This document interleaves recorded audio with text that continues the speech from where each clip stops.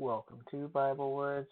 Today we will be reading from Isaiah chapter 3 and 4. Isaiah chapter 3. For behold, the Lord of hosts, doth take away from Jerusalem and from Judah the stay and the staff, the whole stay of bread and the whole stay of water, the mighty man and the man of war, the judge and the prophet, and the prudent and the ancient, the captain of 50, and the honorable man, and the counselor, and the cunning artificer, and the eloquent orator. And I will give children to be their princes, and babes shall rule over them. And the people shall be oppressed, everyone by another, and everyone by his neighbor. The child shall behave himself proudly against the ancient, and the base against the honorable. When a man shall take hold of his brother of the house of his father, saying, Thou hast clothing, be thou our ruler, and let this ruin be under thy land.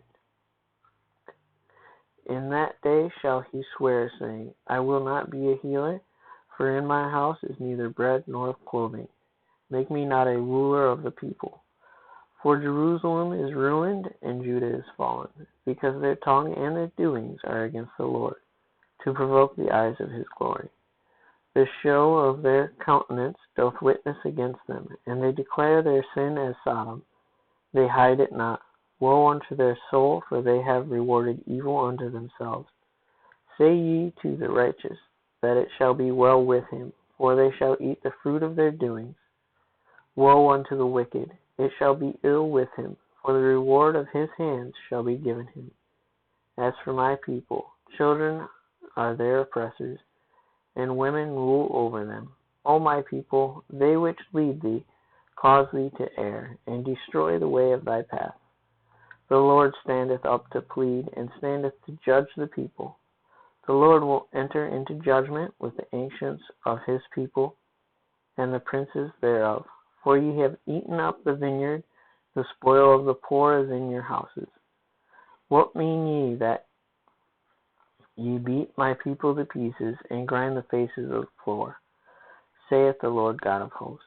Moreover, the Lord saith, because the daughters of Zion are haughty, and walk with stretched forth necks and wanton eyes, walking and mincing as they go, and making a tinkling with their feet. Before the Lord will smite with a scab the crown of the head of the daughters of Zion, and the Lord will discover their secret parts. In that day the Lord will take away the bravery of their tinkling ornaments about their feet, and their calls, and their round tires like the moon, the chains, and the bracelets, and the mufflers, the bonnets, and the ornaments of the legs, and the headbands, and the tablets, and the earrings, the rings and nose jewels, the changeable suits of apparel, and the mantles, and the wimples, and the crisping pins, the glasses, and the fine linen, and the hoods, and the veils. And it shall come to pass that instead of sweet smell there shall be stink, and instead of a girdle a rent, and instead of well-set hair baldness, and instead of a stomacher a girding of sackcloth, and burning instead of beauty. Thy men shall fall by the sword, and thou mighty in the war. And her gates shall lament and mourn, and she, being so desolate, shall sit upon the ground. Chapter 4.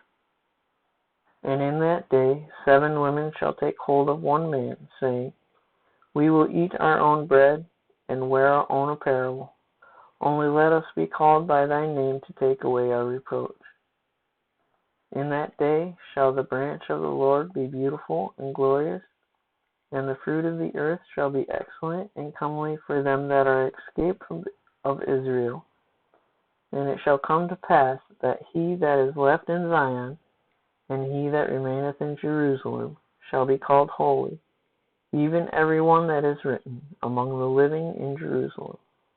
When the Lord shall have washed away the filth of the daughters of Zion, and shall have purged the blood of Jerusalem from the midst thereof by the spirit of judgment and by the spirit of burning. And the Lord will create upon every dwelling place of Mount Zion, and upon her assemblies, a cloud and smoke by day, and the shining of a flaming fire by night, For upon all the glory shall be a defense.